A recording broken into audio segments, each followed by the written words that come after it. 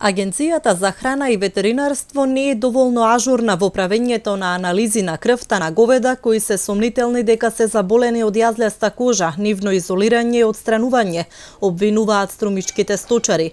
Откако во селото Иловица е детектирана болеста, сточарите се во страф и паника, бидејќи десетина заболени говеда представуваат опасност за околу 2000 грла, колку што од прилика поседуваат овдешните семејства. Дојдеа ветеринарен доктор и инспектор.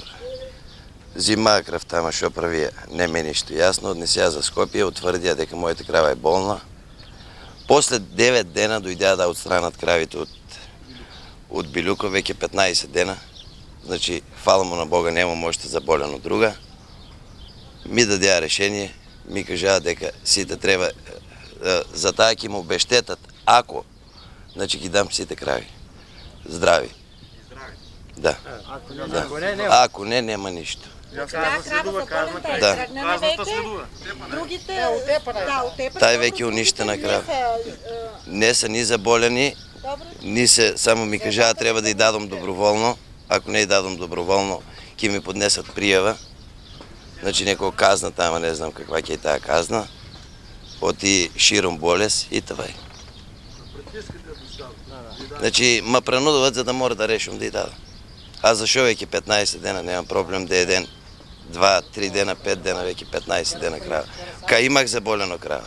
А 9 дена кравата ми ја чува устија, морах јас да тргинам сам, за да не заболе други. Фармерите реагираат дека од земањето на крвта до отстранувањето на говедото поминуваат речиси 2 недели, а во тој период на неизвестност тие сами измислуваат мерки за заштита. Нека има 10 крави, нема повеќе. Од сите говеда. Од 10 сакат 500 да утепат. Здрава крава сакат да поништат.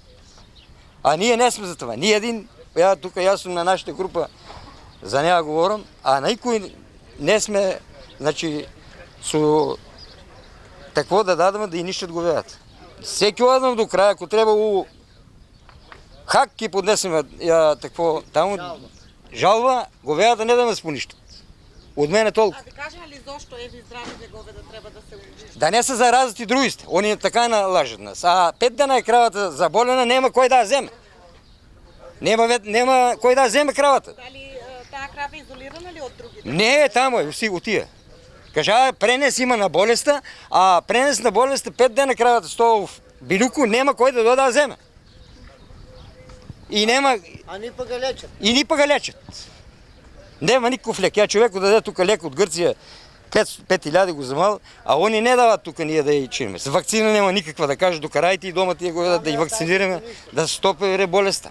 И таа, ако се заболе, да ја поништат, да ја земат. Ни ги зимат, ни ги... Само сакат на цело да уништат Билюко. А колку има тука вкупно крави? Крави има 2000 грла, селски, горски, има 2000 грла. И ние не сме на това да дајме... Ќе одиме се до крај, говедо не дајме да се поништи, само болно. И кога беме горе со ветеринарниот доктор, најдеме една крава за болест, да зема оде.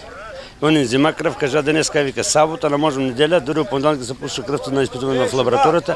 Јас бех на другата вече пак горе каде кравата, консултација правих со други доктори, ми дадеа сами идеја, една аспирин што за човеко. Ми вика, земи вика 34 вика дај, јас го заповаквар им дадех на кравата и кравата веќе подруго посвежа, а он не презиван дека мерки, ми кажа да сум го следел. Јас му кажах, кравата не ја следам. Едношок не обоштетат, а таа крава на 6 телци. 6 години енус. А до 15 години, кога гледаме, още 9 телци може да изкара, а ти не обошетли и тие телци на нас. Или само кравата ја земат за 300 или 500 евро ќе платат, а другиот придонес никаков за нас. Овколку не се согласни на такви идеи. Не дам, лично моја не слев, не дам, нека умре горе, нека изедат кучините, не дам јас на државата, некој тука сака експлоатација да прави на народот. Това е експлоатација на народот. Това е за мене овите спрема касапото што изимат, това е перална на пари за касапото. Сетна после ќе още од кланица ќе земеш месо, ти вика јунешко теле, тоа месо. А оно од такви крај може, пренослива не е болеста, јас правам консултација со доктор што се знам, пренослива не е, млекото може да се користи да конзумира, месо да конзумира, всичко това е ослободено, може да се јаде, да се чинува се. То колку не е наплатат, в таа идеја што ќе поставам прашањето, не е наплатат и за идните години.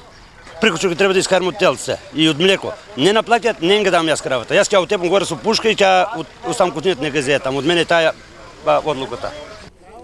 Сточарите биле известени дека треба да ги предадат сите грла доколку во нивното стадо има барем едно заболено, но за нив тоа е неприфатлива опција.